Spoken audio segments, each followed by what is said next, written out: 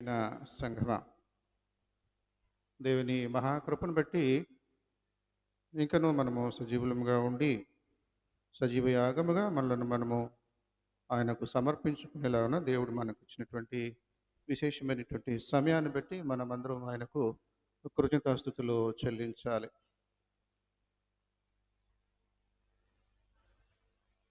ఈ పూట మనము ధ్యానించవలసినటువంటి పాఠ్య భాగముగా మనకు అందించబడినటువంటి సాంప్రదాయకమైనటువంటి పాఠ్య భాగాలు చదువుకున్నాం. కొరింథీయులకు రాయబడిన మొదటి పత్రిక మొదటి అధ్యాయంలో 4వ వచనం నుండి 9వ వచనం వరకు చదువుకున్నాం. అదేవిధంగా సువార్త పాఠ్య భాగముగా మత్తయి సువార్త నుండి 22వ అధ్యాయము 34 నుండి 46 వరకు ఉన్న భాగాన్ని మనం చదువుకున్నాం. చాలా చక్కటి విశేషమైనటువంటి సందేశాన్ని అందుకునేలాగున ఈ రెండు పాఠాలు ఒకదానికి ఒకటి పొసిగినవి గాను అనుకూలమైనవి గాను సులువుగా గ్రహించగలిగేలాగునను ఉన్నవి. అయితే వేదాంతపరంగా ఆత్మీయంగా మరింత లోతైనటువంటి విషయాలను మనము గమనించాలని మరి దేవుడు ఈ పూట మన యందు ఆశిస్తూ ఉన్నాడు. యేసుక్రీస్తు ప్రభు వారు ఎవరు అనంటే క్రైస్తవులకు దేవుడు. క్రైస్తవులు కాని వారికి ఎవరైతే మాకేంటి, ఈ రకంగా ఉంటుంది లోకం తీరు. అయితే క్రీస్తు ప్రభు వారు దేవుడైనటువంటి వాడు నరుడుగా మనలాగే జీవించాడు కదా. దేవుడని ఏ విధంగా మనము అంగీకరించగలము? దేవుడు ఒకడే. ఆ ఒక్క దేవుడు యేసుక్రీస్తుగా ఉన్నాడు. ఇక్కడ 33.5 సంవత్సరాల పాటు మన మధ్య ఆ దేవుడు తనను తాను మరి ప్రత్యక్షపరుచుకున్నాడు అనేటువంటి విషయాలు మరి బైబిల్ను అనుసరించేవారు, బైబిల్ను నమ్మినటువంటి వారు క్రైస్తవులకు మాత్రమే దాని అవగాహన ఉంటుంది.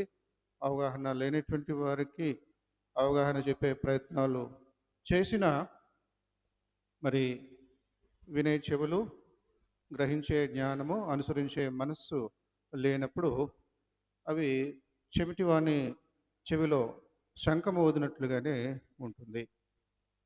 ఏది ఏమైనప్పటికీ క్రీస్తు ప్రభు వారు ఇక్కడ ఏమై ఉన్నాడో దానిని బట్టి మనము సంతోషించాలి. చదువుకున్నటువంటి ఈ పత్రిక పాఠంలో కొరింథీయులకు రాస్తూ చెప్పినటువంటి మాటల్లో మనం చూసినట్లయితే కొరింథీయులకు రాయబడిన మొదటి పత్రిక మొదటి అధ్యాయము 4 నుండి 9 వరకు చదువుకున్నాం. ఆ చివరి మాట 9వ వచనం మనం చూసినట్లయితే, మన ప్రభు అయిన యేసుక్రీస్తు అను తన కుమారుని సహవాసమునకు, మన ప్రభు అయిన యేసుక్రీస్తు అను తన కుమారుని సహవాసమునకు మిమ్మును పిలిచిన దేవుడు నమ్మదగినవాడు.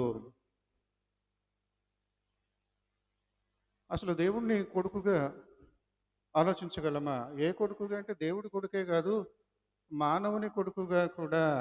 దేవుడంటేనే కొడుకు అనే విధంగా చాలా చక్కటి ఆత్మీయమైనటువంటి అవగాహనతో క్రైస్తవుడు ఉంటాడు, ఉండాలి. పోయిన సంవత్సరం క్రిస్మస్ కొరకు రాసినటువంటి పాట అది ప్రజలలోనికి వెళ్ళలేదు.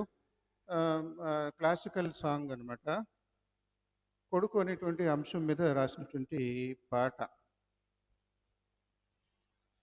వేరొక సుతుడెవ్వడు, వేరొక సుతుడెవ్వడు, ఇతరుల దోషము తొలగించి పుత్రజనకుడైన క్రీస్తువిన వేరొక సుతుడెవ్వడు.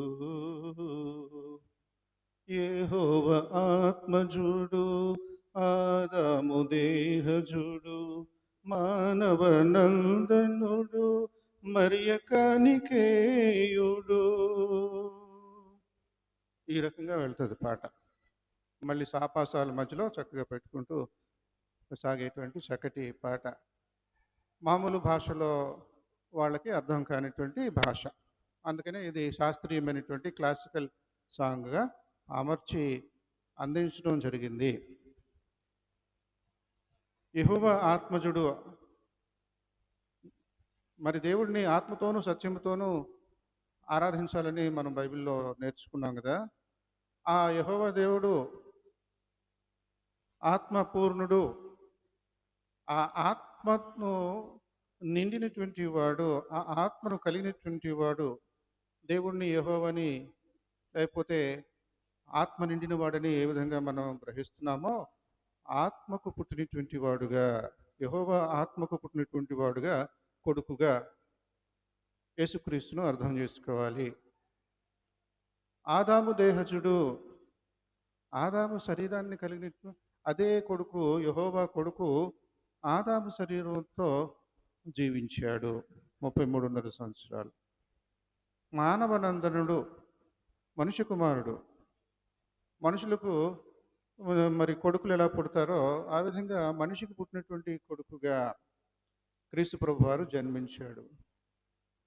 మరియ కానికేయుడు, అంటే కన్యకు పుట్టినటువంటి వాడు, పురుష సంబంధము లేనటువంటి రీతిలో దైవికముగా కన్యకు పుట్టినటువంటి వాడిని తెలుగులో లేక సంస్కృతంలో కానికేయుడు అని అంటారు. మరియ కానికేయుడు. మరియ అనేటువంటి కన్యకు పుట్టినటువంటి వాడు ఈ కొడుకు.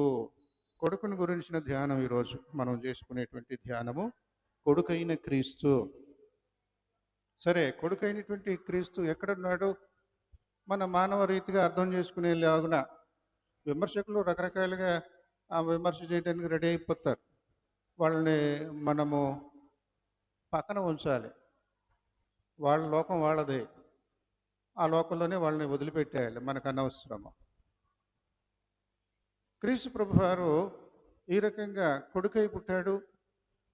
ఆ కొడుకై పుట్టినటువంటి క్రీస్తును ఏ విధంగా స్వీకరించాలి, అర్థం చేసుకోవాలి, లబ్ధి పొందాలి. కొడుకై పుట్టినటువంటి వాడు తండ్రిగా మారడా మానవ కుటుంబాలలో? కాబట్టి పితరుల దోషము తొలగించి సుపుత్రజనకుడైన, తల్లిదండ్రుల యొక్క పాపాన్ని తీసివేయడానికి, నరకాన్ని తీసివేయడానికి, మోక్షానికి తీసుకువెళ్ళడానికి పుత్రుడు కావాలి. పుత్రుడిగా వచ్చాడు. ఆదాము అనేటువంటి తల్లిదండ్రుల దోషము నుండి నరజాతినంతటిని విమోచించడానికి పుత్రుడిగా వచ్చాడు. వచ్చి తండ్రిగా మారాడు. సుపుత్రజనకుడైన క్రీస్తువిన, అంటే మంచి కొడుకులను కనడానికి వచ్చిన కొడుకు. మనమందరం మంచి కొడుకులము. క్రీస్తును నమ్మినటువంటి వారు, బైబిల్ను అనుసరించేటువంటి వారు క్రీస్తుకు పుత్ర సంతానము, కొడుకులము. కాబట్టి మంచి కొడుకులము. ఈ లోకరీతిగా చెడ్డ కొడుకులు ఉంటారు. క్రీస్తును ద్వేషించేటువంటి వారు, క్రీస్తును అనుసరించినటువంటి వారు, వాళ్ళందరినీ ఇంకొక కోవలో పెట్టాలి. మనము సుపుత్రులము. సుపుత్రులకు జనకుడైన క్రీస్తు వినా, క్రీస్తు కాకుండా ఇంకెవరు ఉన్నారు? వేరే కొడుకు ఎవడున్నాడు?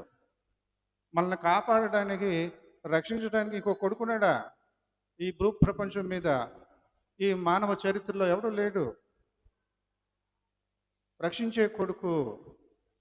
ఆ కొడుకుని గురించి సందర్భానుసారంగా మాటలు చెప్పిన కొన్ని మాటలు మనము కొరింథీ పత్రికలో పితరులు అందించారు చక్కగా. పైన చదివినటువంటి ఆ వచనాలకు ముగింపుగా, సారాంశముగా 9వ వచనంలో మనం చూస్తూ ఉన్నాం కదా. కొరింథీలు మొదటి పత్రికలో 1వ అధ్యాయంలో 9వ వచనం, మన ప్రభు అయిన యేసుక్రీస్తు. పౌలు భక్తుడు కొరింథీయులతో అంటున్నాడు, మన ప్రభు అయిన యేసుక్రీస్తు. చాలా విశేషమైనటువంటి పేరు ఇది. ప్రభు ఎవరు, యేసు ఎవరు, క్రీస్తు ఎవరు? చాలా విశేషమైనటువంటిది. ఊరికే నోటితో చెప్పుకునేది కాదు ఇది. దాని వెనకాల వేదాంతపరమైనటువంటి మహా సందేశం ఉన్నది. మహోన్నతమైనటువంటి గంభీరమైనటువంటి అర్థం ఉన్నది. మన ప్రభు అయిన యేసుక్రీస్తు అనేటువంటి తన కుమారుని, అంటే దేవుడి యొక్క కొడుకుని,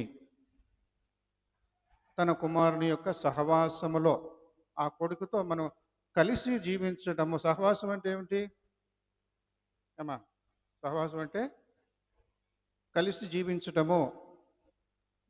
పూర్వ దినాల్లో ఉమ్మడి కుటుంబాలు ఉండేవి, చక్కగా కలిసి జీవించేవారు. ఇప్పుడు సింగిల్ ఫ్యామిలీ లాగా అవుతుంది. Single parent, single father, single mother, లేకపోతే ఇంక అన్నీ పోగొట్టుకొని ఒకళ్ళు ఒంటరిగా ఉంటున్నటువంటి వాళ్ళు చైనాలో ఇలాంటి దేశాల్లో చూస్తూ ఉంటాం. మాకు పెళ్లి కూడా అక్కర్లేదు, ఒంటరిగా ఉండటంలోనే మనశ్శాంతి ఉందని ఈ మధ్యకాలంలో ముఖ్యంగా ఆడవాళ్ళు చైనా దేశంలో పెళ్లి చేసుకోకుండా ఉంటున్నారు. ఏంటంటే వేరే కారణం ఏం లేదు, ఏ సమస్య ఉండదు, మా ఇష్టానికి మేము స్వతంత్రంగా మాకు ఏది కావాలంటే అది మేము చేసుకోవడానికి, కాబట్టి పెళ్ళి అక్కర్లేదు. మనకంటే చాలా నిష్టం కలిగినటువంటి సంప్రదాయాలు అక్కడ చైనా దేశంలో ఉంటాయి. కన్నబిడ్డలను తల్లిదండ్రులు బాధ్యతగా పెంచుతారు. మన ఇప్పుడు ప్రస్తుత దినాల్లో వాళ్ళకి అలా కాదు.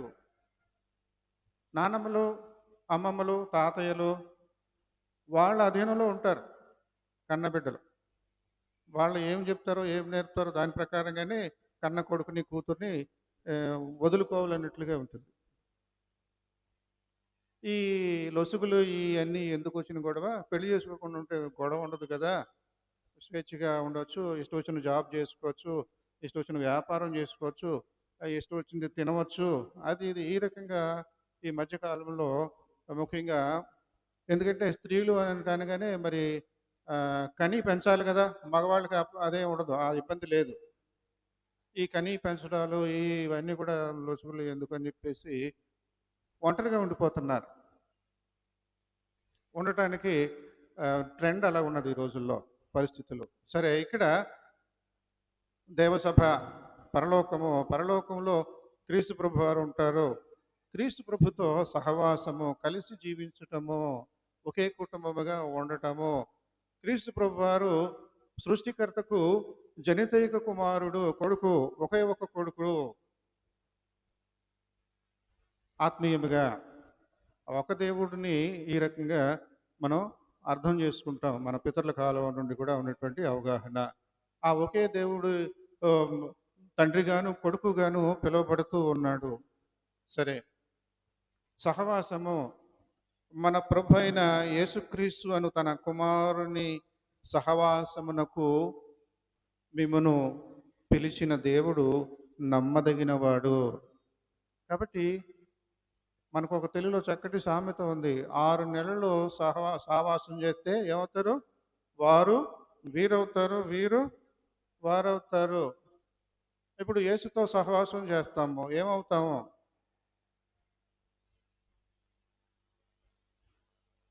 యేసు మనతో సహవాసం చేసేసాడు 33.5 సంవత్సరాలు. ఏమైంది? పాపిగా పిలువబడ్డాడు, మన కొరకు పాపమాయను అని అపోస్తుడైనటువంటి పౌలు తన ఉత్తరాల్లో ఒక చోట చెబుతాడు. పాపిష్టిగా మారిపోయాడు.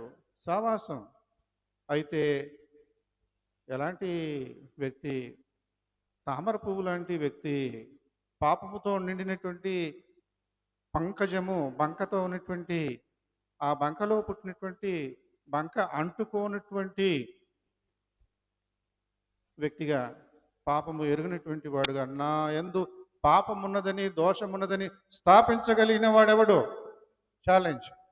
యేసుప్రభు వారు అంటారు, ఎవడేం మాట్లాడు, నాలో దోషం ఉందని, తప్పు పాపం ఉందని నిలబెట్టండి నన్ను. ఎవడో ఏం చెప్పలేడు. బయట ప్రపంచంలో కూడా ఒకవేళ క్రైస్తవ ఆచారాలని అవి ఇవి కొంతమంది ఇష్టపడకపోయినా క్రీస్తుని మాత్రం ఎంతగానో అభిమానిస్తారు.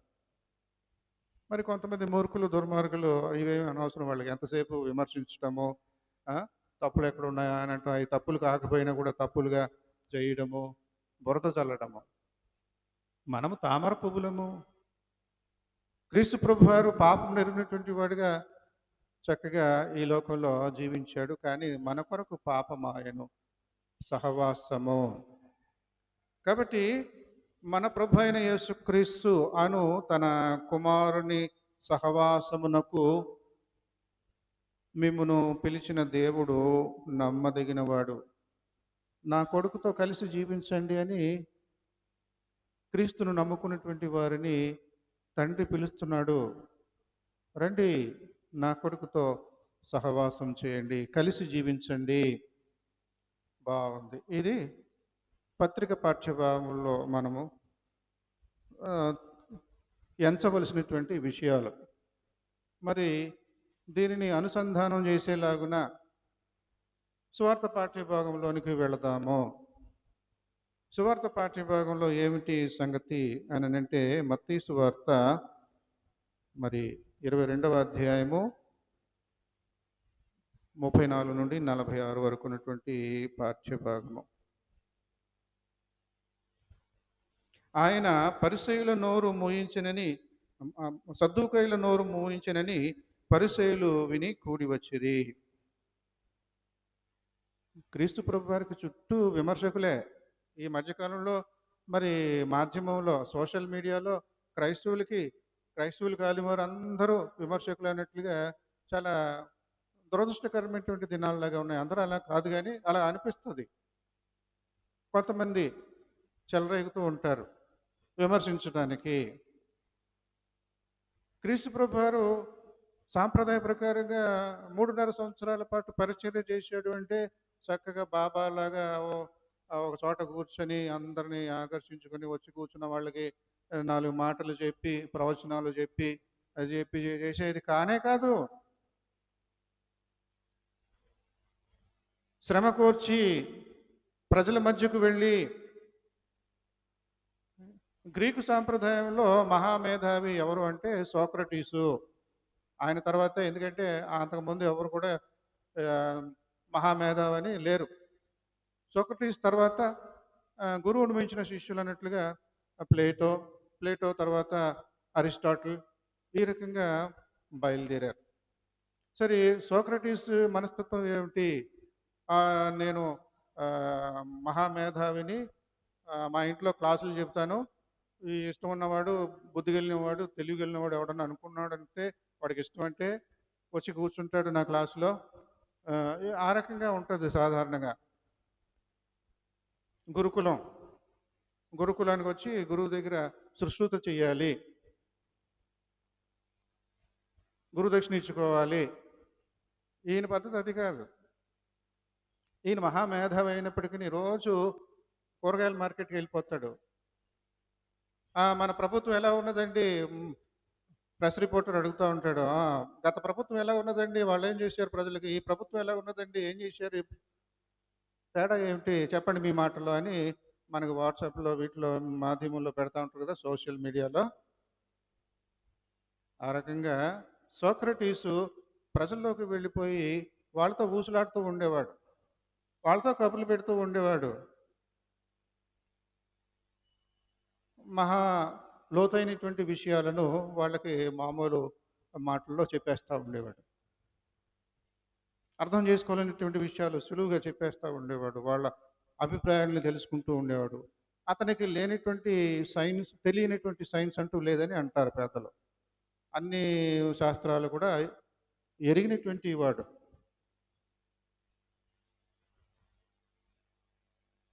గర్భంలో ఉన్నటువంటి శిశువు తల్లి గర్భంలో ఎన్ని రోజులు ఉంటాడు సుమారుగా తెలుసు. ఏ దశలో ఒక స్త్రీ గర్భవతిగా మారగలదో తెలుసు.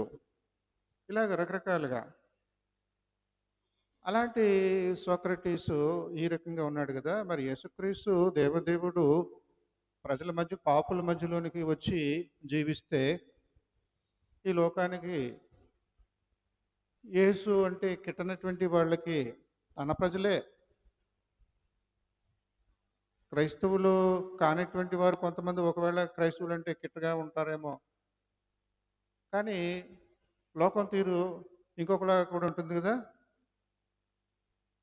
ఇంటి దొంగను ఈశ్వరుడు కూడా పట్టలేడని. దొంగ ఎవడో బయట నుంచి వచ్చి దోచుకుని వెళ్ళేవాడే కానక్కర్లే. మన సొమ్ము పోవాలి అంటే ఇంట్లో వాళ్ళు కూడా దోచుకుంటారు తెలియకుండా.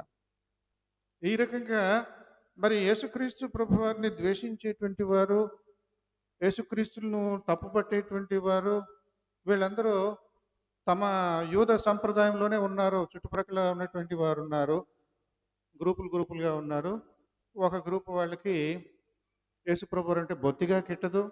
ఒక గ్రూప్ వారికి కొంతలో కొంత అవును కదా! పర్వాలేదులే అన్నట్లుగా ఉంటది. ఇక్కడ క్రీస్తు ప్రభువారు సద్దూకయ్యులను అంటే ఒక గ్రూప్ వాళ్ళనమాట. ఆయన సద్దూకయ్యుల నోరు మూయించెను. వాళ్ళని నోరెత్తనివ్వకుండా బ్రహ్మాండంగా మాట్లాడాడు. తెలివిగా మాట్లాడాడు. జవాబిచ్చాడు. సద్దూకయ్యులకి, పరిసయ్యులకి పడదు. వాళ్ళ నోరు మోయించేశాడని చెప్పేసి పరిసయ్యులు కొంచెం సంబరంతో యేసుక్రీస్తు దగ్గరికి వస్తారు. సరే వాళ్ళ నోరు మోయించేశాడు. మనం తక్కువ వాళ్ళం ఏంటి? మన నోరు మోయించగలడా? ఇలాంటి తెలివితేటలు అనమాట. మనల్ని మన నోరు మోయించలేడు. చూద్దాం ఏం చేస్తాడా అనేటువంటి వ్యవహారం. ఆయన సద్దూకయ్యుల నోరు మోయించునని పరిసయ్యులు విని కూడి వచ్చిరి. ఒకానొక సందర్భంలో క్రీస్తు ప్రభువారి మేలు కోరి, అయ్యా ఎందుకు ఈ ప్రాంతానికి వచ్చావు? ప్రక్కనే హేరోదు ఉన్నాడు. బాప్తిసమిచ్చు యోహాను తలను రక్షించినటువంటి వాడు ఉన్నాడు కదా, వాడికి తెలిసిపోద్ది. వాడు రాణు వారిని పంపి నిన్ను కూడా అరెస్ట్ చేసి చావుకు గురి చేస్తారు. వెళ్ళిపో తొందరగా వెళ్ళిపో అని మేలును కోరినటువంటి వారుగా కొంతమంది చెప్పటం అనేటువంటి సందర్భం కూడా ఉంది సువార్తల్లో. కాబట్టి పరిచయులు అనగానే మనకేమనిపిస్తుంది అంటే ఎన్ని చదివిన తర్వాత ఒక బ్రాండ్ వేసేస్తాం. పరిచయులు అంటే పనికిమాలిన వాళ్ళు, ఏంటిది వేషధారులు అన్నట్లుగా అనుకుంటాం. కానీ అందరూ కాదు. పరిచయులు చాలా మహోన్నతమైనటువంటి వారు. అంటే యథార్థమైనటువంటి పరిచయులు. మోసదారుల గురించి చెప్పకూడదు మనం. యథార్థమైనటువంటి పరిచయులు మహోన్నతమైనటువంటి వారు. ఏ విధంగా అంటే ఉదాహరణకు తెలంగాణ ఉద్యమం ఉన్నది. తెలంగాణలో ఒకప్పుడు నిజాములు పరిపాలించేవారు. నిజాముల పరిపాలనలో అక్కడ ఉన్నటువంటి ప్రజలు పశువుల్లాగా చూడబడేవారు. స్వేచ్ఛా స్వాతంత్రాలు ఉండవు. మనుషుల్లాగానే జీవించే వాళ్ళు కాదన్నట్లుగా ఉండేది పరిస్థితి. ఆ బానిస బ్రతుకులో వాళ్ళ భాష కూడా అలాగే మరి చేతకాని ఆలోచనలాగా ఉండేవి. వాళ్ళ భాషలో ఒక మాట ఉంటుంది బ్రతిమలాడేటప్పుడు పాతకాలంలో. భాష కొరకే తీసుకోండి, ఏదో మళ్ళీ విమర్శించడానికి ఏం తీసుకోకండి. భాషను భాషలాగే తీసుకోవాలి. నీ బానిసను నీ పీనాకుతా, నీ బానిసను నీ మలాన్ని నేను తింటాను. ఎంత భయంకరమైన మాట. నీ బూటు నాకుతాను. ఎంత నీచమైనటువంటి భయంకరమైన వాళ్ళ స్థితి అలా ఉండేది. అంతగా అణగార్చేవాళ్ళు నిజాము ప్రభువులు. నిజాము వాళ్ళు తెలుగు వాళ్ళు కాదు, ఉర్దూ భాష పారసిక భాష మాట్లాడేటువంటి వాళ్ళు. ఆ ప్రభువుల భాష కోర్టులో కానీ, ప్రభుత్వ కార్యాలయాలలో కానీ, పోలీసు స్టేషన్లో కానీ ప్రభుత్వ అధికారుల యొక్క మాటలే అక్కడ చెల్లుబాటులో ఉంటాయి. వాడు ఇంగ్లీష్ వాడైతే ఇంగ్లీష్ మాటలో, కోర్టు రికార్డులో అంటాం. అది తెలుగు మాట కాదే. అదే అలవాటు అయిపోతుంది మనకి. ప్రభువులు వేరే వాళ్ళు ఉండేవాళ్ళు కదా మనకి, ఇంగ్లీష్ వాళ్ళు. అదే అలవాటు మనకి. కోర్టు అంటాము. కోర్టుని తెలుగులో ఏమంటారు చెప్పండి? నాకే తెలీదు, నోటికి రాదు. ఇంగ్లీష్ మాట. అలాగా నిజాములు మరి ఆ తెలంగాణలో ఉన్న వాళ్ళు తెలుగు వాళ్ళందరినీ కూడా మరి ఆ రకంగా ఏలుతూ భాషను కూడా రుద్దితే అక్కడ హైదరాబాద్ కానీ తెలంగాణకి వెళ్తే రెండు భాషలు చక్కగా మాట్లాడతారు. ఉర్దూ భాష మాట్లాడతారు, తెలుగు భాష మాట్లాడతారు. ఇస్లాం సోదరులు అయితే ఉర్దూలో బాగా పాండిత్యం సంపాదించుకుంటారు. తెలుగు వాళ్ళైతే తెలుగులో బాగా ఉదాహరణకు మరి అత్తవారు అంత ప్రాంతం అంతా అదే కదా. మా మామగారు చక్కగా ఉర్దూ మీడియంలో ఉండేది ఆ రోజుల్లో, మీడియం ఆఫ్ ఇన్స్ట్రక్షన్. మా మామగారు చక్కటి ఉర్దూ మాట్లాడతాడు. ఉర్దూలో మంచి రాస్తూ ఉంటాడు. ఆ రకంగా ఉంది. అయితే తెలంగాణ ఉద్యమము తెలుగు వారికి స్వేచ్ఛ కావాలి. కాబట్టి తెలంగాణ రచయితల సంఘం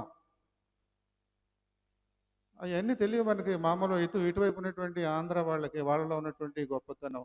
ఎంత ఒత్తిడి ఉన్నా, ఎంత అణచివేత ఉన్నా కూడా అక్కడ ఉన్నటువంటి తెలుగు వాళ్ళు తమ తెలుగును జారవిడుచుకోలేదు. తెలుగును పట్టుకునే ఉన్నారు. పరాయి భాష, ఉర్దూ భాష, లేకపోతే పారసీక భాష, ప్రభువుల భాష, ఇంక దీంతోనే అన్నట్లుగా కాదు, నిలబెట్టుకున్నారు తెలుగుని. అది వాళ్ళ గొప్పతనం. ఈ ఆంధ్ర ప్రాంతంలో ఇలాంటి ఉండదు. అలాంటి పట్టుదల, పౌరుషము ఆంధ్ర ప్రాంతం వాళ్ళకి ఉండవు. పౌరుషం అని అంటే తెలంగాణనే అన్నట్లుగా వాళ్ళ చరిత్ర చెబుతూ ఉంది. కాబట్టి పరిసయ్యుల గురించి ఇదంతా పరిసయ్యులను అర్థం చేసుకోవడం కోసం. పరిసయ్యులు వేషధారులు దేవుడు యేసుక్రీస్తు ప్రభు వారు పదే పదే ఆయన యొక్క విమర్శకు గురయ్యేటువంటి ఒకనొక గుంపుగా ఉన్నారు అన్నట్లుగానే మనకు తెలుసు. కానీ వాళ్ళలో ఉన్నటువంటి గొప్పతనం అంతా ఇంత కాదు. పోలీసులు రక్షక భటులు, కానీ కొంతమంది పోలీసుల వలన ఏమైపోద్ది, డిపార్ట్మెంట్ అంతటిని కూడా ఛేదరించుకోవడం, డిపార్ట్మెంట్ అంతటిని కూడా భయపడటం కొంతమంది దుర్మార్గమైనటువంటి పోలీసుల వలన. అదే చందాన ఇక్కడ పరిచయులు, మనము వేషధారులు కదా వీళ్ళు, యేసుప్రభు వారు పదే పదే వీళ్ళని తిడుతున్నారు కదంట, కానీ వాళ్ళ నేపథ్యము చూసినట్లయితే యథార్థవంతులైనటువంటి వాళ్ళు. ఆ రోజుల్లోనే పరిచయులను 7 తరగతులుగా విభజించారు. 7 గుంపులుగా. వీడు ఫలానా పరిచయుడు, వీడు ఫలానా పరిచయుడు, వీడు 7 రకాలుగా ఆ ఒకే పరిచయులను 7 రకాలుగా విభజించి గుణలక్షణాలను బట్టి, చేష్టలను బట్టి వీడు మొదటి గుంపుకు చెందినటువంటి వాడు, వీడు 4వ గుంపుకు చెందినటువంటి లక్షణాలు అన్నమాట. 7వ గుంపు ఉన్నది స్వచ్ఛమైనటువంటి వాడు, ప్రాణాలు పెట్టేటువంటి వాడు. మిగిలినవన్నీ కూడా కొంత గొప్ప దోషం ఉన్నటువంటి వారుగా ఉన్నారు, పనికిమాలినటువంటి వారుగా ఉన్నారు. సరే, క్రీస్తు ప్రభు వారు ఇక్కడ సద్దూకైలను నోరు మోయించాడు. ఇప్పుడు పరిసయ్యుల మమ్మల్ని నోరు మోయించగలడా అంటే బహుశా ఈ 7 తరగతుల వాళ్ళు అక్కడ ఉన్నారు. వాళ్ళ గుమిగూడి యేసుక్రీస్తును ఇప్పుడు ఇబ్బంది పాలు చేయాలి, యేసుక్రీస్తు ప్రభు యొక్క నోరు మూయించాలి అనే రకంగా తెగిస్తారు. నేపథ్యం ఏమిటి, మంచి వాళ్ళ యొక్క నేపథ్యం ఏంటి పరిచయులు అంటే, తెలంగాణ ఉదాహరణ చెప్పాను కదా, ఆ రకంగా మరి క్రీస్తు పూర్వం 450 నుండి క్రీస్తు పూర్వం 167 వరకు ఒక చీకటి యుగంలాగా దాదాపుగా రాజులు లేనిటువంటి పరిస్థితి. పరాయి వాళ్ళు ఇప్పుడు మనకి నిజాంలో ఎలాగా మరి తెలంగాణలో ఇప్పుడు దాకా చెప్పుకున్నాం అలాంటి పరిస్థితి. అలాంటి పరిస్థితిలో క్రీస్తు పూర్వం 167, 170 ఆ ప్రాంతంలో ఈ పరిచయులు అనేటువంటి వారు పుట్టుకొచ్చారు. అందరూ యూదులే, అందులో కొంతమంది వేరుపడ్డటువంటి వారిని మరి పరిచయులుగా పిలవడం మొదలుపెట్టారు. పరిచయుడు అంటే వేరుపడినటువంటి వారు, ప్రత్యేకించబడినటువంటి వారు. ఏ విధంగా అంటే నిష్ఠ,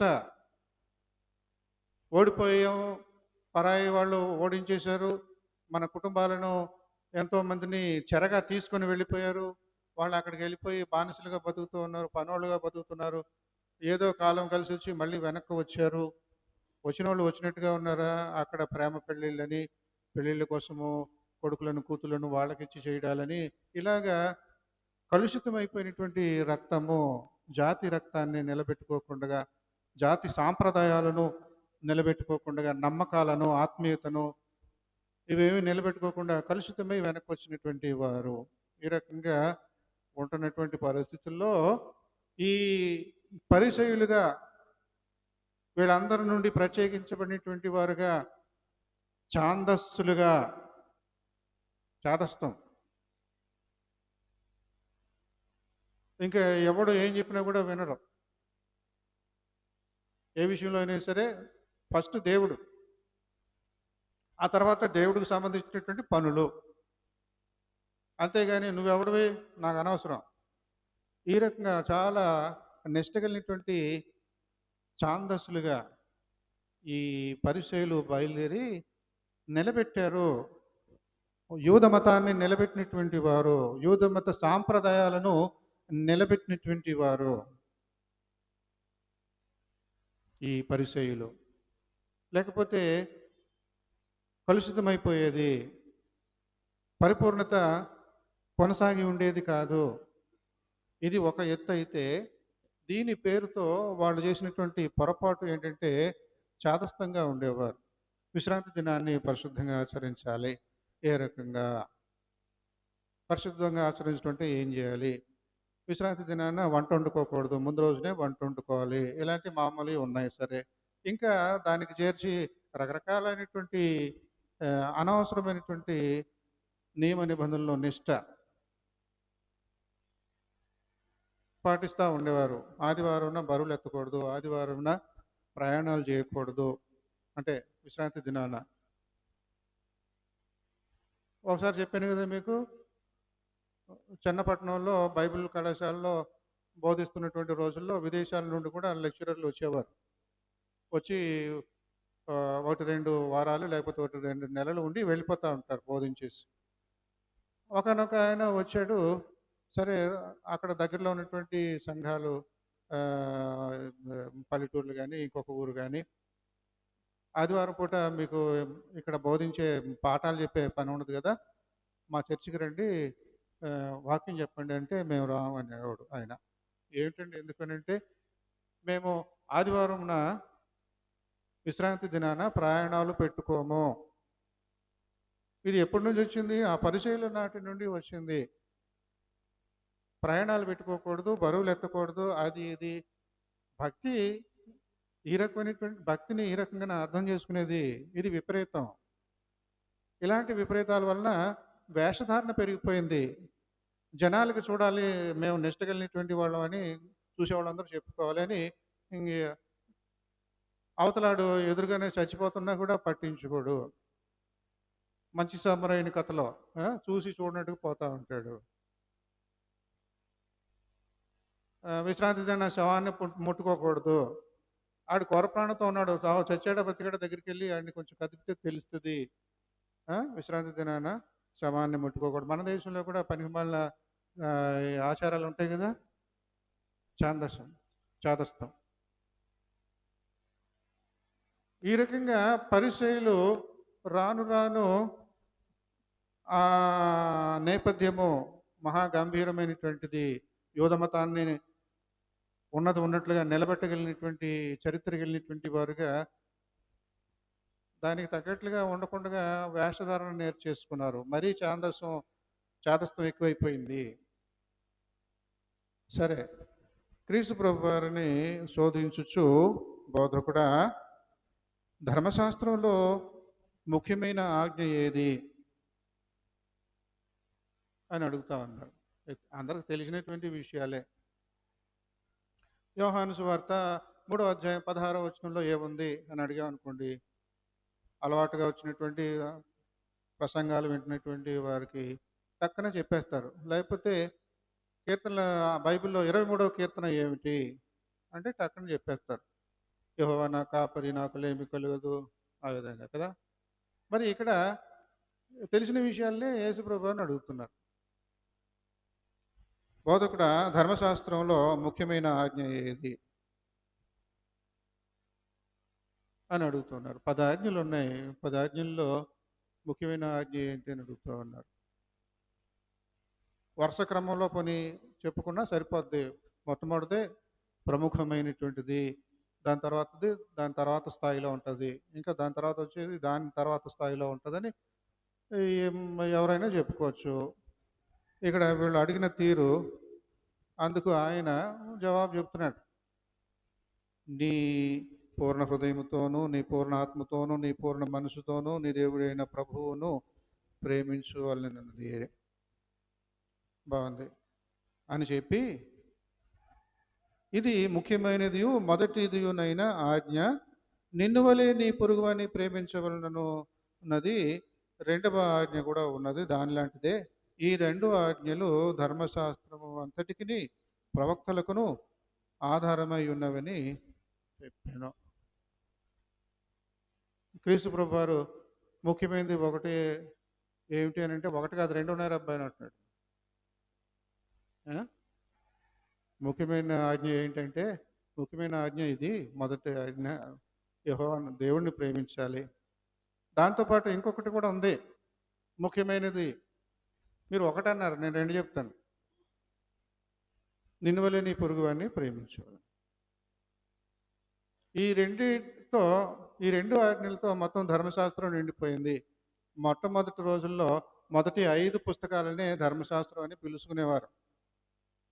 అసలు మొత్తం 5 పుస్తకాలు కూడా పిలవనవసరం లేదు. 10 ఆజ్ఞల్ని ధర్మశాస్త్రం అనాలి. కానీ అది దేవుడిచ్చినటువంటి ఆజ్ఞలు. రాతి పలకల మీద మరి దేవుడు ఇచ్చాడు. మోషే వాటిని తీసుకొచ్చి ఇదిగో దేవుడిచ్చినటువంటి ఆజ్ఞలని చూపించాడు. బాగుంది. తర్వాత ఏం చేసిందాడు? మోషే కట్టడలను పరిచయం చేశాడు. నియమ నిబంధనలను, స్టాట్యూట్స్, నియమ నిబంధనలను పరిచయం చేశాడు. ఎద్దు ఎవరినైనా పొడి చేస్తే, ఇంకొక ఎద్దుని పొడి చేసి చంపేస్తే ఏం చేయాలి? ఇలాగ రకరకాలుగా. అవన్నీ పదాజ్ఞలు కాదు, అవి మామూలుగా బయట ఉన్నటువంటి లా అన్నమాట. మనకి చట్టం ఉంటుంది కదా, ఈ రకంగా మోషే ఇచ్చినటువంటి ధర్మశాస్త్రము ఆ రకంగా పిలువబడుతూ ఉండేది. కొన్ని రోజుల తర్వాత ప్రవక్తల పుస్తకాలు ఉన్నాయి వరుసగా. యెషయా, ఇర్మియా, విలాప వాక్యములు, దానియేలు, ఇలా వరుసగా మనకి ప్రవక్తల పుస్తకాలు ఉంటాయి బైబిల్లో, పాత నిబంధనలో. వాటన్నిటినీ కలిపి ప్రవక్తలు అని పిలుస్తారు. కాబట్టి ఇక్కడ పంచకాండములు 5 పుస్తకాలు, ఆదికాండం, నిర్గమకాండం, లేవికాండం, సంఖ్యాకాండం, ద్వితీయోపదేశ కాండము, ఆ తర్వాత ఈ ప్రవక్తల గ్రంథాలు కలిపి ధర్మశాస్త్రం అని ఆ తర్వాత పిలవడం మొదలుపెట్టారు. కాబట్టి క్రీస్తు ప్రభు దినాలలో ధర్మశాస్త్రం అంటే అటు 5 పుస్తకాలు, ఇటు ప్రవక్తల పుస్తకాలు కలిపి. కనుక ఈ రెండు ఆజ్ఞలు ధర్మశాస్త్రం అంతటికి ప్రవక్తలకును ఆధారమై ఉన్నవని అతనితో చెప్పాను. ఈ రకంగా మరి అక్కడ పరిచయంలో ఒకడు ముందు నిలబడి వాళ్ళ పక్షంగా మాట్లాడిన వాడితో చెప్పినట్లు అన్నట్టుగా ఉన్నది. సరే, ఒకప్పుడు పరిచయులు కూడి ఉండగా యేసు వారిని చూచి, ఇంకా ఆ సందర్భం అయిపోయింది. మళ్ళీ తర్వాత ఇంకొక సందర్భం, మళ్ళీ పరిచయులతోనే ఉన్నటువంటి సంభాషణ. అదే సమయం కాదు కానీ ఇంకొక సమయంలో, అది అదే రోజున అవ్వచ్చు, లేకపోతే ఇంకో రోజున అవ్వచ్చు. ఒకప్పుడు పరిచయులు కూడి ఉండగా యేసు వారిని చూచి, క్రీస్తుని గురించి మీకేమి తోచుచున్నది? యేసు వేరు, క్రీస్తు వేరు. తెలుసా మీకు? తెలుసుకోవాలి. యేసు వేరు, క్రీస్తు వేరు. యేసు అనే మాట ఈ భూలోకంలో అనేక మంది పెట్టుకునేటువంటి పేరు. యెషువా, యెహోవా రక్షకుడు, యెహోషువ, అది అలవాటైన పేరు, చాలామంది పెట్టేసుకుంటారు. తల్లిదండ్రులు యోసేపు, మరియా కూడా యేసు క్రీస్తు ప్రభు వారికి ఆ పేరు పెట్టారు. అయితే తన ప్రజలను రక్షించడానికి పుట్టినటువంటి వాడు కనుక యేసు అని పేరు పెట్టు అని దేవదూతల ద్వారా ఇన్స్ట్రక్షన్ వచ్చినట్లుగా మనం చూస్తాం. రక్షించేటువంటి వాడు, యెహోవా రక్షకుడు అని దాని అర్థం. ఆ మొత్తం పేరు పలకడానికి కుదరక దాన్ని తక్కువ చేసేసి అలవాటు చేసుకున్నారు. యెహోషువ, యేషువ దాన్ని తక్కువ చేసేసి యేసు అని కుదించుకున్నారనమాట. సరే, ఇక్కడ యేసు వేరు, క్రీస్తు వేరు అంటున్నాను కదా! అంటే అర్థం ఏమిటి? అది మరి వేదాంత పరంగా, ఆత్మీయంగా మనం చూసినట్లయితే ఇంగ్లీష్‌లో ఏమనాలంటే హిస్టారికల్ జీసస్. యేసు అంటే మానవ చరిత్రకు సంబంధించినటువంటి వాడు. థియలాజికల్ క్రైస్ట్, వేదాంతపరమైనటువంటి క్రీస్తు. ఈ రెండు కూడా ఒక్కడిలోనే ఉన్నాయి, ఒక్కరిలోనే ఉన్నాయి. యేసు వేరు, క్రీస్తు వేరు. యేసు సామాన్యమైనటువంటి మానవులు పెట్టుకునేటువంటి అలవాటైనటువంటి పేరు. క్రీస్తు అనేటువంటిది బిరుదు.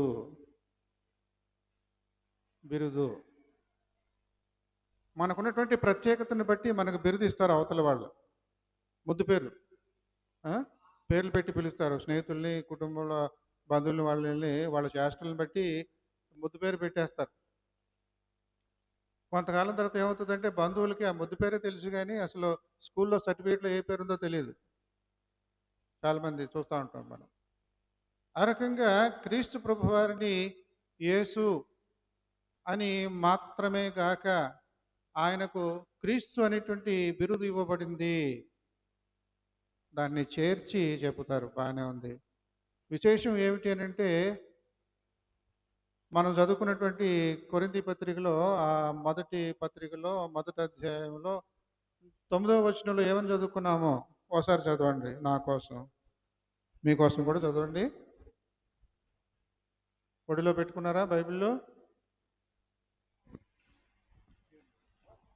ఒడిలో పెట్టుకొని మీరు అలాగే ఇంకొక ప్రపంచంలోకి వచ్చేయచ్చు, కానీ ఒళ్ళో బైబిల్ ఉండాలి. 9వ వచనం చూడండి.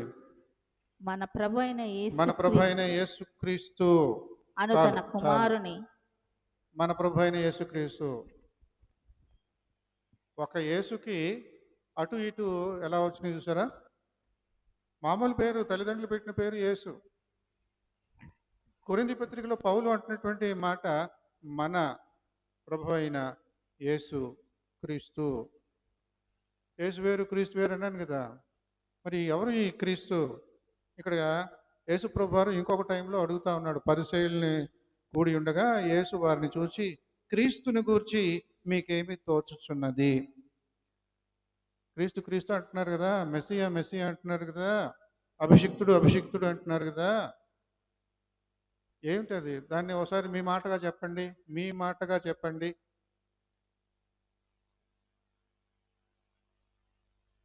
క్రీస్తు ప్రభు దినాల్లో, ఆ దినాలలో చూసినట్లయితే నజరేయుడైనటువంటి యేసు, గలిలీయుడైనటువంటి యేసు, ఆ యేసే తెలుసు మనకి, వాళ్ళకి. కానీ తెలుసుకోవలసినటువంటి యేసు ఎవరు? మన ప్రభు అయిన యేసు క్రీస్తు అను తన కుమారుని. ఈ ప్రసంగం అంతా ఇందాకే మొదట్లో చెప్పాను. అంశం ఏమిటి? కొడుకుగా పుట్టినటువంటి తండ్రి.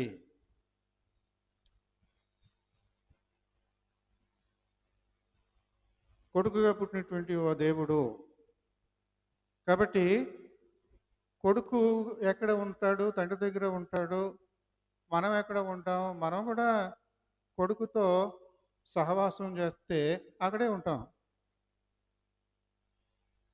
కొడుకుతో సహవాసం చేస్తే ఆ సహవాసంలో ఎక్కడుంటాం? కొడుకుతో ఉంటాము.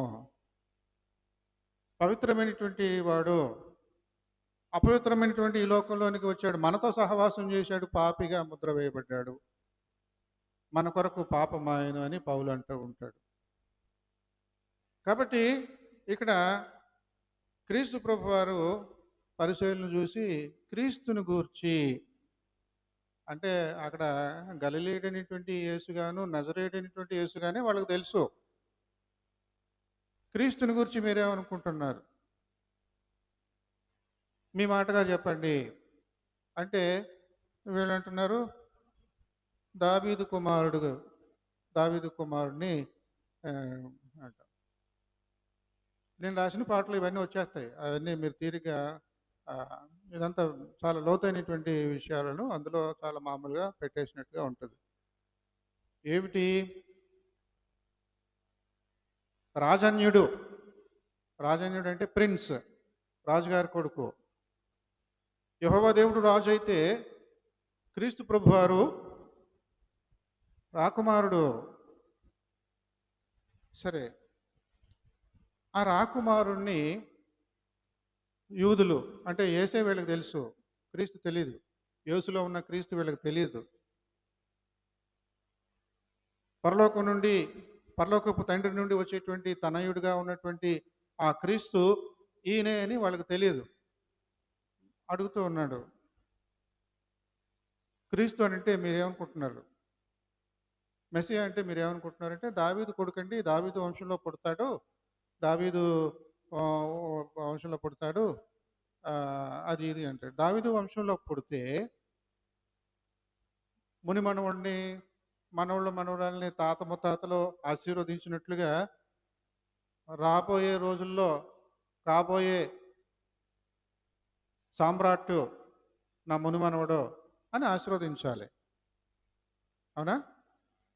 అంతేగాని ఆ పుట్టబోయే ముని మనవుడికి నీకు వందనాలయ్యా, నీకు దండాలయ్యా అని చెప్పొచ్చా? తన సంతానంలో పుట్టబోయేటువంటి వాడికి చెప్పొచ్చా? నీ పెద్దరికం ఏమవుతుంది? నీ పుత్ర సంతానంలో కొన్ని తరాల తర్వాత మహారాజు బయలుదేరుతాడు, మొత్తము ఈ ఇస్రాయేలు రాజ్యాన్ని సామ్రాజ్యంగా చేసేస్తాడు, అన్ని ఇతర దేశాలన్నీ కూడా ఈ కంట్రోల్లోనే ఉంటాయి. మరి అలాంటి రాజుని సంబోధించేటప్పుడు ఏమంటాడు? ఏమంటాడండి? తన ముని మనవుడిని దావీదు ఏమంటాడు? మనవడా అని ప్రేమతో అనాలి. అంతేగాని ఆ, రాజరాజ రాజమార్తాండ బహుపరాక్ బరుపరాక్ అని చెప్పుకుంటా చేసేలాగా కాదు కదా. రాజు చిరంజీవి ఇలాగ ఉంటాయి పాత రోజుల్లో మాటలు. అది కాదు. దావీదు తన కీర్తనలో ఒకానొక చోట విశేషంగా దేవుణ్ణి స్తుతిస్తూ ఉంటాడు. ఏ రకంగా స్తుతిస్తాడో మీకు తెలీదా అని ఆ కొటేషన్ చెప్తున్నాడు క్రీస్తు ప్రభు వారు. యేసు అంటే దావీదు కొడుకు అని అంటున్నారు మీరు. కాదు, మీకు అక్కడ దాకే తెలుసు. దావీదు కొడుకే, కరెక్టే. ముని మనవడు మన సంతానాన్ని బట్టి దావీదుకు పుట్టినటువంటి వాడని, పుట్టబోయేటువంటి వాడని అంటారు. అంతవరకే మీకు తెలుసు. దాని తర్వాత ఏంటో మీకు తెలియదు, నేను చెప్తాను. క్రీస్తు అనేటువంటి వ్యక్తి, మెస్సియా అనేటువంటి వ్యక్తి ఎవరు అని అంటే దావీదు కొడుకుగా పుట్టబోయేటువంటి వాడు అంటున్నారు, పుట్టేటువంటి వాడు అంటున్నారు. దాన్ని మించినటువంటిది ఉన్నది, మీకు అది చేత కావటం లేదు. దాన్ని మీకు వివరిస్తాను, ఎవరు కొడుకు అని ఇక్కడ చెబుతూ ఉన్నాడు. అది కొటేషన్ తీసి చెబుతా ఉన్నాడు, చూడండి. నేను నీ శత్రువులను నీ పాదముల క్రింద ఉంచు వరకు నీవు నా కుడి పార్శ్వమున కూర్చుండుమని. అంటే పరలోకంలో తండ్రి ఉన్నాడు, కొడుకు ఉన్నాడు, ఒకరికొకరు మాట్లాడుకుంటూ ఉన్నారు. ఒకే దేవుణ్ణి వాళ్ళు అర్థం చేసుకునేటువంటి, ఆత్మీయంగా వివరించేటువంటి చమత్కారము, అర్థం చేసుకునేటువంటి తీరు ఒకే దేవుణ్ణి. తండ్రి అయినటువంటి దేవుడు కుమారుడైనటువంటి దేవుడితో అంటూ ఉన్నాడు. అది చూడండి. నేను నీ శత్రువులను నీ పాదముల క్రింద నీ పాదముల క్రింద ఉంచు వరకు నీవు నా కుడి పార్శ్వమున కూర్చుంటుమని ప్రభువు.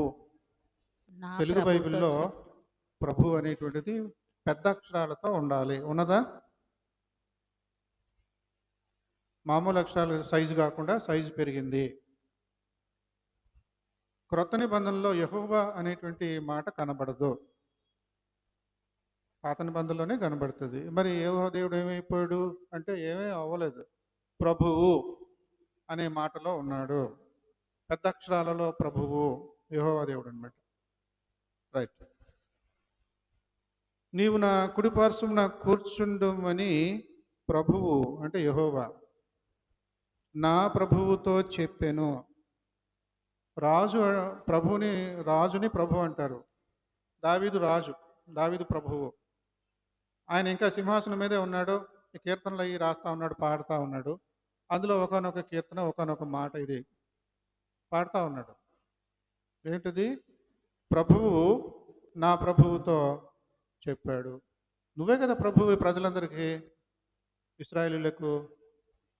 మళ్ళీ నీకు ఒక ప్రభు ఉన్నాడంటావు. ఎవరు అతను?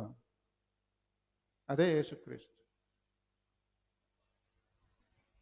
మనవణ్ణి పట్టుకొని నా ప్రభువు, నా రాజు అంటున్నాడు. మీరేమో దావీదుకి కొడుకు అంటున్నారు. మీకు అంతే తెలుసు. అర్థమైందా? లాజిక్ అర్థమైందా? క్రీస్తు అంటే మీరేమనుకుంటున్నారు చెప్పండి అంటే, దావీదు కొడుకుని క్రీస్తు అంటామండి అంటున్నారు. దావీదు కొడుకుని క్రీస్తు అంటారు. సరే, దావీదు వంశంలో అలా పుట్టాడు, మనమనుడుగా క్రీస్తు అంటున్నారు. దాన్ని మించినటువంటి అర్థము ఇంకొకటి ఉన్నది కదా. మరి ఎందుకు మీరు అర్థం చేసుకోవట్లేదు? ఏమిటి అది అంటే, దావీదుకు కొడుకు కాదు, దావీదుకు ప్రభువు, దావీదుకు రాజు, రాజులకు రాజు. క్రీస్తు అంటే ఆషామాషి కాదు. మీరేమో దావీదుకు పుట్టినోడిని క్రీస్తు అనేస్తున్నారు. మించినటువంటి వాడు. ఆ రకంగా తెలియజేశాడు అనమాట.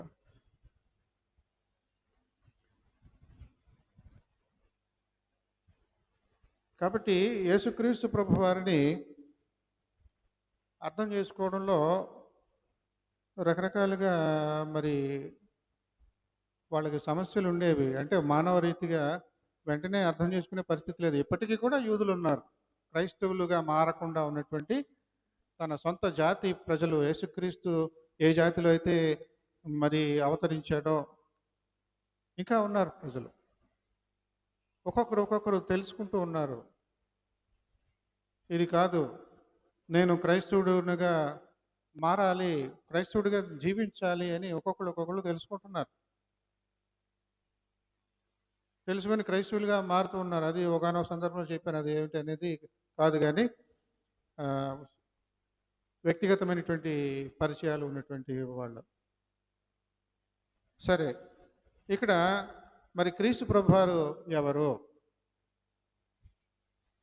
కొడుకు. క్రీస్తు ప్రభువు కొడుకు. ఎవరికి కొడుకు? దేవుడికి కొడుకు, ఓకే. మనిషికి కొడుకు, ఎస్, ఓకే. అది విశేషం. ఆ విశేషాన్ని తెలియజేస్తూనే ఆ పాట రాశాను. ఆ పాట చక్కగా ప్రజల్లోకి వెళ్ళాలని మీ ప్రార్థనలో జ్ఞాపకం చేసుకోండి. ఇక్కడ శాస్త్రులు, పరిసయ్యులు, సద్దూకయ్యులు, హెరోదీయులు, ఇలా కొన్ని గుంపుల వాళ్ళు ఉన్నారు. శాస్త్రులు అంటే ఎవరు? శాస్త్రి గారు, పంతులు గారు అని మన దేశంలో మనం చెప్పుకుంటూ ఉంటాం. దాదాపుగా అలాగే శాస్త్రులు అంటే ధర్మశాస్త్రజ్ఞులు. ధర్మశాస్త్రాన్ని వివరించేటువంటి వారు, ధర్మశాస్త్రంలో పాండిత్యం కలిగినటువంటి పంతులు, శాస్త్రులు. ఆ శాస్త్రాన్ని, ధర్మశాస్త్రాన్ని అవపోసన పట్టినటువంటి వారు, ధర్మశాస్త్రాన్ని స్టడీ చేసినటువంటి వారు. అంటే దానికి ఒక కోర్సు ఉంటుంది. డిగ్రీ చేతికి రావాలంటే బిఏ, బీకామ్, బిఎస్సి, బీబీఏ ఇలా ఉంటాయి సరే. అలాగే ఈ ధర్మశాస్త్రాన్ని చదవడానికి లా, ఎల్ఎల్బి, బిఎల్, భారత్ లా, అదొక కోర్సు. నేర్చుకునేవాళ్ళు, ధర్మశాస్త్రాన్ని నేర్పేవాళ్ళు. దాని అర్థాలు, దాని వ్యాఖ్యానం ఈ విధంగా అర్థం చేసుకోవాలి, అది ఇది. ఆ విధంగా ధర్మశాస్త్రం పట్టా తీసుకున్నటువంటి వాళ్ళని శాస్త్రులు అంటారు, ధర్మశాస్త్రజ్ఞులు. ఏమిటి ధర్మము? ఏ ధర్మము తెలుసుకున్నారు వీళ్ళు అంటే, మనకి స్వతంత్ర పోరాటం జరిగే రోజుల్లో ముందు బరిలో ఉన్నటువంటి వాళ్ళు ఎవరంటే, ఆశ్చర్య రీతిని లా చదువుకున్నటువంటి వాళ్ళే ముందు బరిలో నాయకులుగా ఉండేవారు. లాయర్లు. అంబేద్కర్ కానీ, గాంధీ గారు కానీ, నెహ్రూ గారు కానీ, మోతీలాల్ నెహ్రూ కానీ, జవహర్లాల్ నెహ్రూ కానీ, అల్లాడి కృష్ణకృష్ణమూర్తి కానీ, అయ్యర్ కానీ, ఆసఫ్ అలీ కానీ, ఇంకా కేఎం మున్షి కానీ, రాజగోపాలాచారి కానీ, దుర్గాబాయ్ దేశ్ముఖ్ కానీ, ఇలా రకరకాలుగా వీళ్ళందరూ కూడా ఆ స్వతంత్ర పోరాట దినాలలో ముందు బరిలో ఉన్న వాళ్ళందరూ కూడా లా చదువుకున్నటువంటి వాళ్ళే ముందు బరిలో ఉండేవాళ్ళు. అంతటి ప్రాముఖ్యత ఉన్నది న్యాయశాస్త్రానికి. దేశద్రోహులు మరి భారత రాజ్యాంగం మీద పడతా ఉన్నారు. మన దేశంలోనే ఉన్నవాళ్ళే మన దేశద్రోహులు. రాజ్యాంగం వద్దంటారు, మనుధర్మశాస్త్రం కావాలంటారు. అదేంటది అసలు ఎవరికి తెలుసు? అది ఎప్పుడుది? రోజులు మారే కొద్దీ అవసరాలకు తగ్గట్లుగా న్యాయశాస్త్రం ఉండాలి. క్రీస్తు ప్రభువారు సంఘ సంస్కర్త. ఆ రోజుల్లో ఉన్నటువంటి సమకాలీనంలో పరిస్థితులన్నీ కూడా చక్కదిద్దినటువంటి సంఘ సంస్కర్త. న్యాయశాస్త్రాన్ని అంతటినీ అవపోసన చేసినటువంటి శాస్త్రులు పరిశీలు ఎవడు కూడా యేసు ప్రభువారి ముందు నిలబడలేడు. ఏ విషయంలోనూ కూడా నెగ్గుకు రాలేడు. వాదనలో బుద్ధి జ్ఞానం వాళ్ళకి నేర్పినటువంటి వాడుగా ఉన్నాడు. కాబట్టి ఈ శాస్త్రులు యేసుక్రీస్తును అప్పుడప్పుడు సంధించినప్పుడు క్రీస్తు ప్రభువారు వాళ్ళకి నేర్పేవాడు. ఈ విధమైనటువంటి అవగాహన ఉండాలి. ఇక్కడ పరిచయులు ఉన్నారు.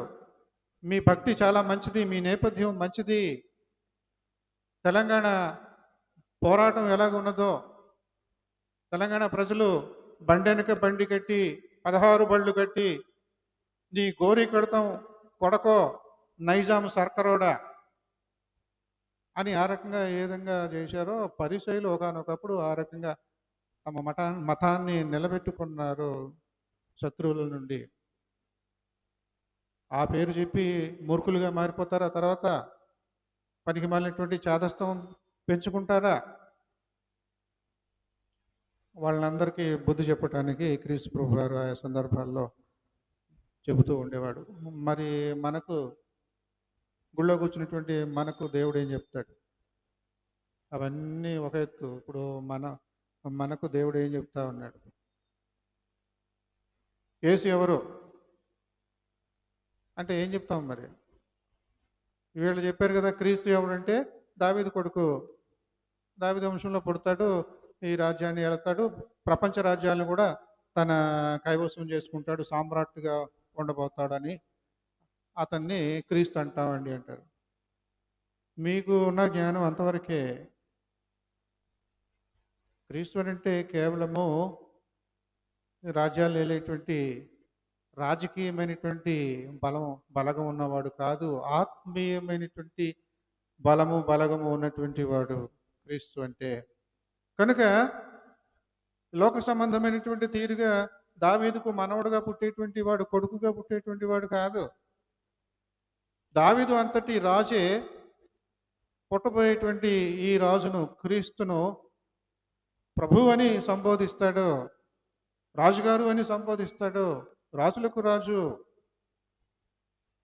ఈ సత్యాన్ని మీరు తెలుసుకోండి అని వాళ్ళకి అక్కడ జ్ఞానోదయం కలుగు చేస్తూ ఉన్నాడు. కాబట్టి మనము మరి లోకంలో ఉన్నటువంటి విషయాలను ఎరిగినటువంటి వారముగా, క్రీస్తును ఎరిగినటువంటి వారముగా, క్రీస్తును ప్రతిబింబించేటువంటి వారముగా, క్రీస్తుతో సహవాసం చేసేటువంటి వారుగా మనము కూడా దేవుని కొడుకులమే. అవునా? అవును. క్రీస్తు ప్రభు వారు జనితైక కుమారుడు అంటే మన భాషలో చెప్పాలంటే కడుపును పుట్టినటువంటి వాడు క్రీస్తు ప్రభు వారు. మానవ కోటి అంతా కూడా దత్తత తీసుకున్నటువంటి కొడుకులు. ఇది బైబిల్లో ఉన్నటువంటి వివరణ. మనము కొడుకులమే. కాబట్టి ఆ కుటుంబంలో కలిసి జీవిస్తాము, సహవాసము. మన ప్రభువు అయిన యేసుక్రీస్తు అను తన కుమారునితో సహవాసం చేయడానికి దేవదేవుడు సృష్టికర్త కృప చూపించాడు, అందుని బట్టి నేను సంతోషిస్తున్నానని మనం చదువుకున్నాం. కాబట్టి కొడుకుగా పుట్టినటువంటి వ్యక్తి యేసుక్రీస్తుతో మనము సహవాసము కలిసి జీవిస్తాము అంటే ఆ కొడుకుకున్నటువంటి లక్షణాలు మనకు కూడా ఉండాలి. సహవాసం చేస్తే 6 నెలల్లో వారు వీరవుతారు, వీరు వారవుతారు. ఆ లక్షణాలు నీలో నాలో ఉన్నాయా? క్రీస్తుకున్నటువంటి లక్షణాలు ఆ దేవదేవుడి యొక్క తండ్రికి ఉన్నటువంటి కొడుకుగా ఉన్నటువంటి క్రీస్తుకు ఉన్నటువంటి లక్షణాలు మరి నీకు నాకు ఉన్నాయా అని దేవుడు మనల్ని అందరిని కూడా ప్రశ్నిస్తూ ఉన్నాడు. మన ప్రభు అయిన యేసుక్రీస్తు అను తన కుమారుని సహవాసమునకు మిమ్మును పిలిచిన దేవుడు నమ్మదగినవాడు. దేవుడు మన అందరికీ ఇన్విటేషన్ ఇస్తూ ఉన్నాడు.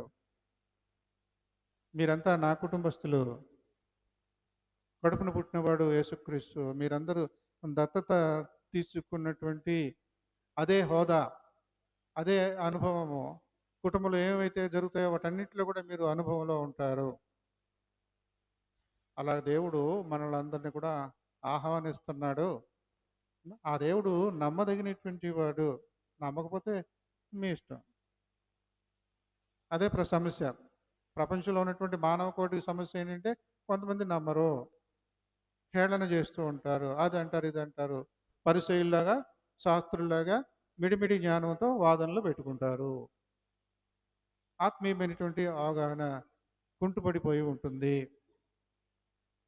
కాబట్టి అందరి క్షేమం కోసం మనం ప్రార్థన చేస్తాం. మరి ముఖ్యంగా మన వ్యక్తిగతమైనటువంటి క్షేమం కోసం నిజమైనటువంటి భయభక్తులతో 7 రకాలైనటువంటి పరిచయుల్లో చివరి రకము యథార్థమైనటువంటి పరిచయుడు, ఆ గుంపుకు చెందినటువంటి వారంలాగా, అటువంటి పరిచయుల్లాగా, అటువంటి క్రైస్తవుల్లాగా మనం ఉండాలని, మన నమ్మకానికి ప్రాణాలు కూడా పెట్టేటువంటి వారముగా, ప్రాణాలకును లెక్క చేయకుండా క్రీస్తు కొరకు జీవించే వారముగా, క్రీస్తు కొరకు చనిపోయేటువంటి వారముగా ఉండాలని, క్రీస్తు అనేటువంటి మాటకు అర్థాన్ని వివరించగలిగేలాగా ఉండాలి.